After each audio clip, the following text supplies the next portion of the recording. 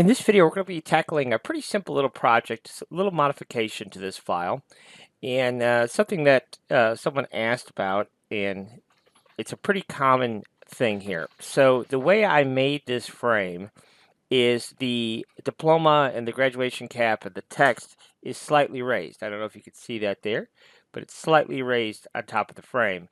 And if you notice here, there's a little lip on the inside of this, and so we have all of these supports that support that little lip on the frame. So the question is, how can we make this so that we don't have to use supports? And also, you may prefer the look of having this all flush, okay, and have it print totally flush.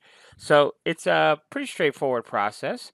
So let's go back over here to the Prepare tab. Now, I'm using Bamboo Studio in this example, but this is virtually identical to the Orca slicer.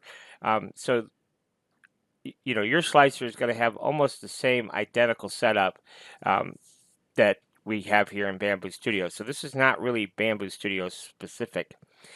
So what we have to understand is all these parts are part of an assembly. If we go to the Objects tab, you'll see there's all kinds of parts here.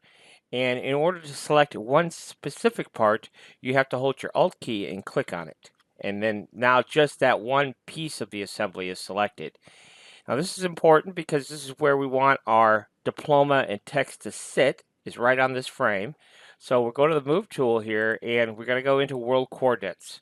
And we see that this is at a Z of 2.5, and we also see down here in the lower right-hand corner that it's 5 millimeters thick.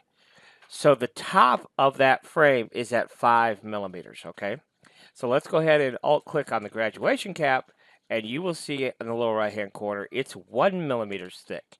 But if we go to the world coordinates for that object, you could see it's at 5.5. Well, it's 1 millimeter thick, so its Z thickness is 0.5. That's half of 1. And it's sitting at 5.5, but we don't want it at 5.5. We actually need it at 5. So we'll hit 5.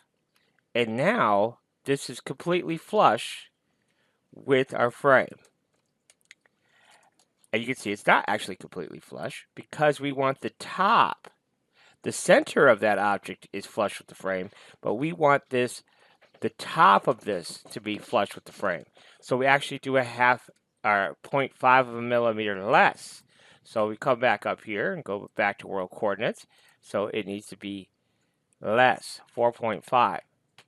So now, yes, now the grad cap and the diploma is flush with the top of our frame.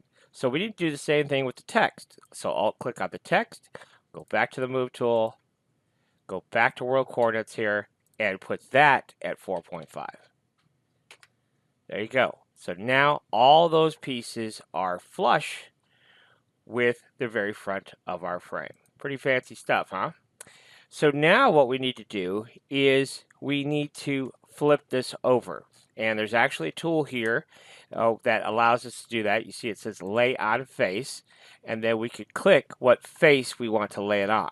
Okay, we get this kind of weird look to things here, but yes, we can just click on that and boom, it flips it over for us, and now you can see it will lay on its face. Okay, and if you want to just double check it, you can go back up here and back to world coordinates here, and we need to, I guess what we really should do is Alt click that frame, and you can see now it says it's at negative 0.5.